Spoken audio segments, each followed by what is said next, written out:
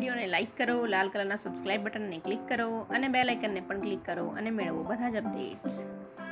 Instant ચકલી બનાવવા માટે સૌથી પહેલાં લોટ બાંધી લઈશું આપણે. 1 કપ જુવારનો લોટ લીધો છે મેં. એમાં સૂકા મસાલા નાખી લેવાના છે. અડધી ચમચી લાલ મરચાંનો પાવડર છે એ નાખી લઈશું. પાવ ચમચી હળદર લઈ લઈશું.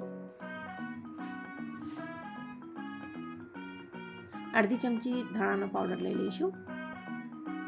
અડધી ચમચી મીઠું પણ નાખી લેવાનું છે. મીઠું તમારા ટેસ્ટ પ્રમાણે એડજસ્ટ કરી શકો છો. 1 ચમચી સફેદ તલ લઈ લીધેલા છે. તલ ચકલીમાં બહુ જ સુંદર દેખાય છે. અહીંયા પાવ કપ દહીં લીધું છે મેં, એ નાખી લઈશું અને દહીંના મોઇશ્ચરથી આપણે લોટ બાંધી લઈશું. અહીંયા બધું પહેલાં બરાબર મિક્સ કરી લઈશું. જરૂર લાગે તો જ પાણી વાપરીશું, વધારેનું પાણી વાપરવાનું નથી. લોટ ઢીલો કરવાનો નથી.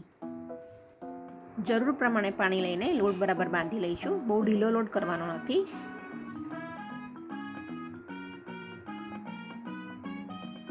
અહીંયા મેં ચકલીના સાંચાને તેલ લગાવીને મૂક્યો છે. હવે આ લોટને જરાક સરખો કરી લઈશું પાણીથી અને પછી એનો લુવો બનાવીને સંચામાં નાખવાનો છે ચકલી પાડવા માટે.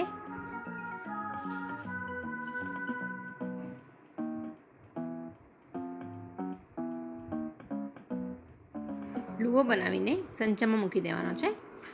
ઢાંકણ બંધ કરી લઈશું. અહીંયા આપણે ચકલી પાડવા માટે તૈયાર છે. ચકલી હું ડાયરેક્ટ તેલમાં જ નાખું છું. મારી પાસે મીડિયમ ગરમ છે તેલ અહીંયા, અને ગેસ મેં ધીમો રાખ્યો છે. જુવારનો લોટ થોડો સૂકો હોય છે એટલે આપણે ચકલી ડાયરેક્ટ તેલમાં જ પાડીએ તે વધારે સારું. ફોર્કની મદદથી આપણે ચકલીનો છેડો છે એને દબાવીને પ્રેસ કરી લઈશું જેથી કરીને એ છૂટી ના પડે.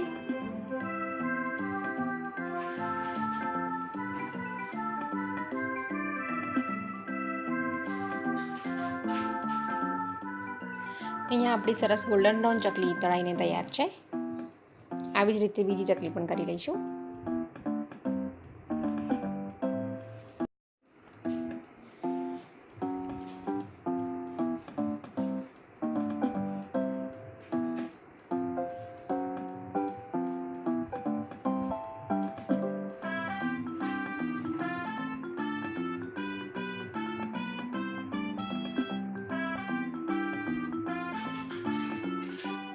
અહીંયા આપણી બધી ચકલીઓ તળીને તૈયાર છે. આને ચા જોડે સર્વ કરી શકો છો, નહીં તો એમને પણ ખાઈ શકો છો.